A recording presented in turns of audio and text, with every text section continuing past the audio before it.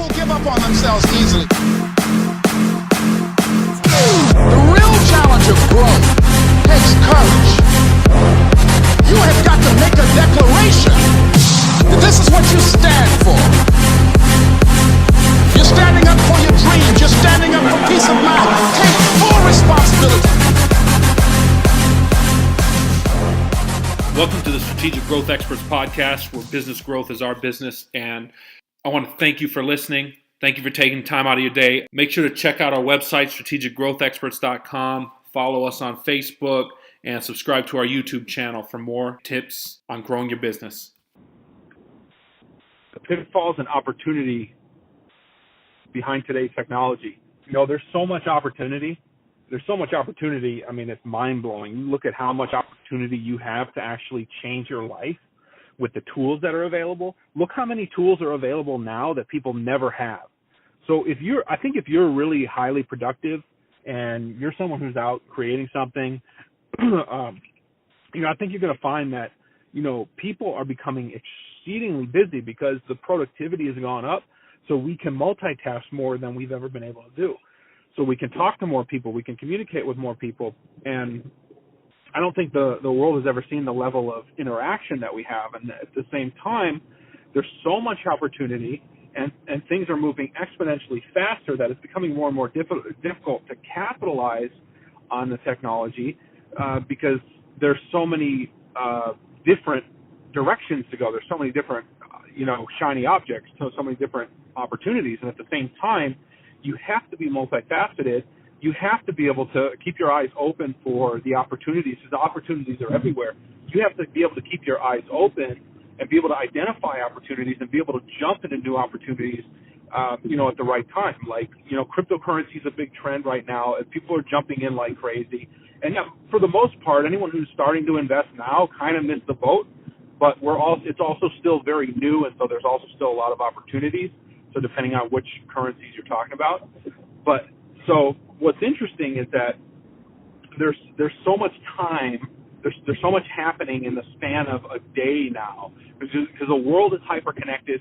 We're hyper-connected on information. There's so much information. There's so much change. There's so many different things happening that overall the speed at which business is moving is blinding. People are going to start getting spun out of control because the innovation is happening so fast and so quickly.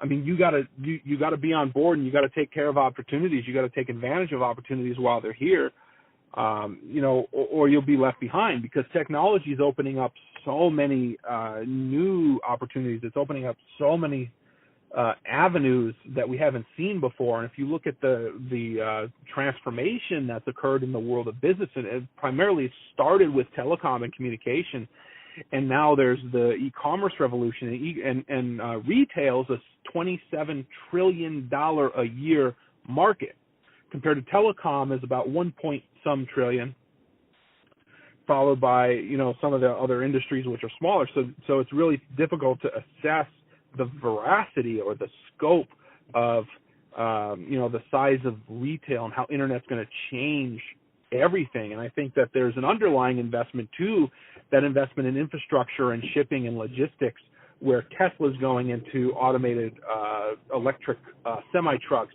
I think that's grossly underestimated, because logistics is probably going to be the biggest quiet opportunity of the next century, because everyone's looking at retail and everyone's looking at technology. But I think behind it is going to be the logistics of shipping goods and services, and so if you look at what's available, there's so much opportunity to create something, to capitalize on a need. Because if you look at historically look at companies, or you look at Fortune 500 corporations and companies that are historically slow-moving dinosaurs, behemoths, if you will.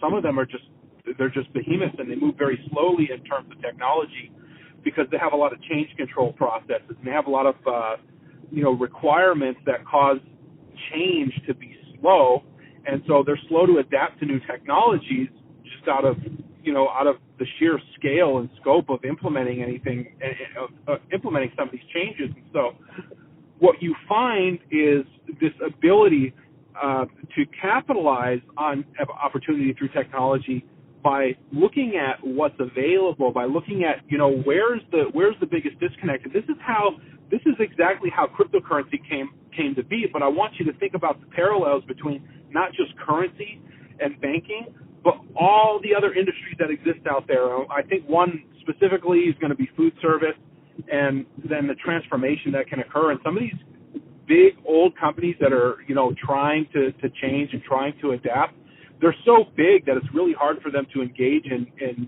various aspects of digital transformation, but they have the requirement that they, change and adapt and follow new trends. And so you'll see new companies coming out, or smaller companies have gone through transformation, like Domino's has gone through this transformation in technology where they've been going at a lightning speed. They did a transformation. Now you can order with your phone. They're totally mobile connected. They're totally engaged with their customers on a 24/7 digital engagement.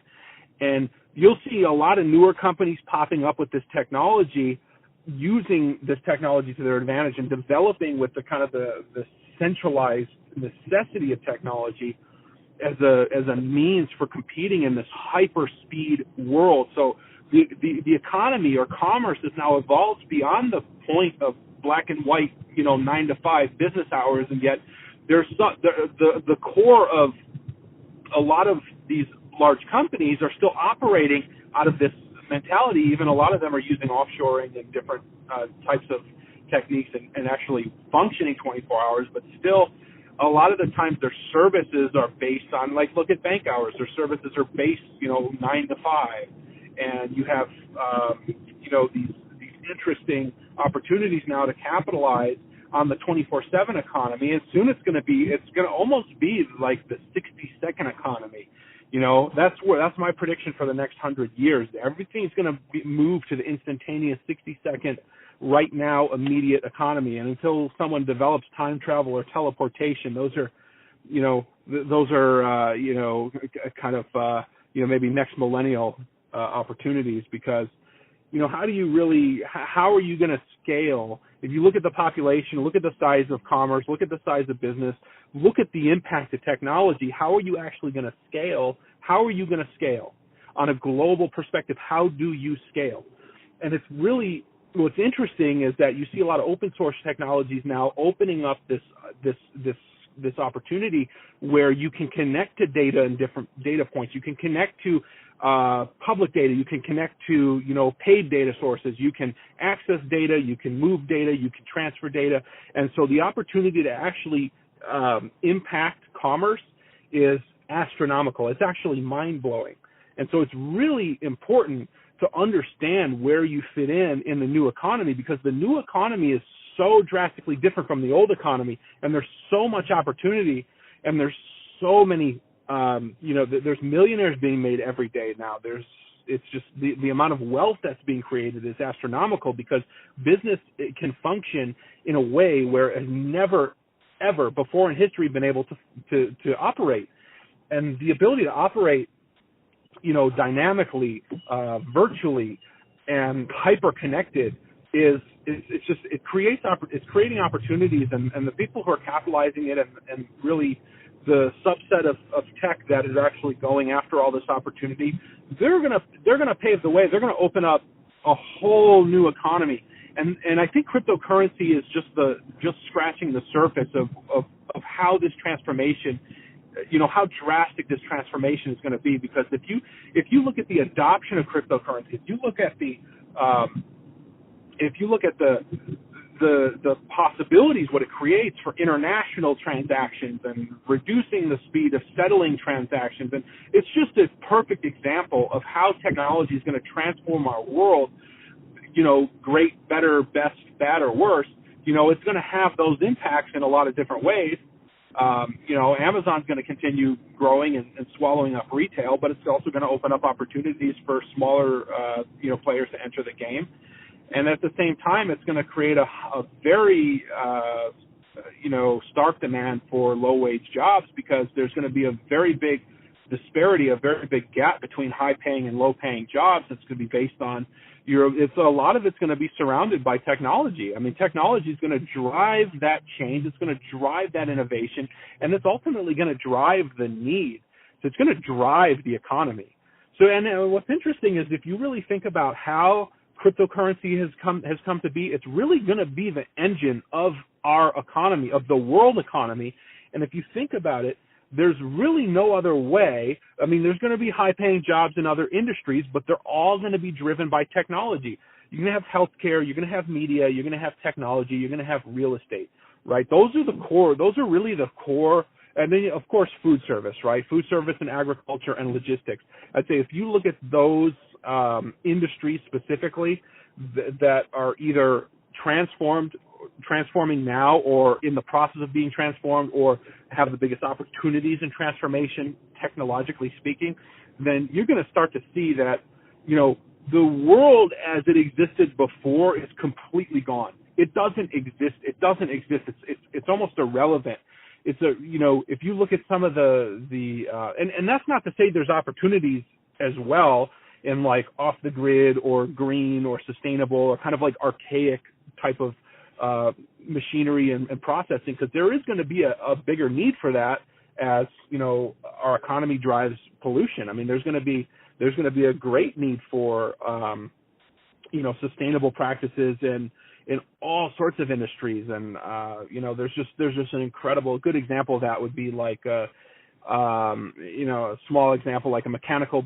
I saw a smoothie shop up in Oregon where you go and pedal your bike and make your smoothie, right? It requires no electricity.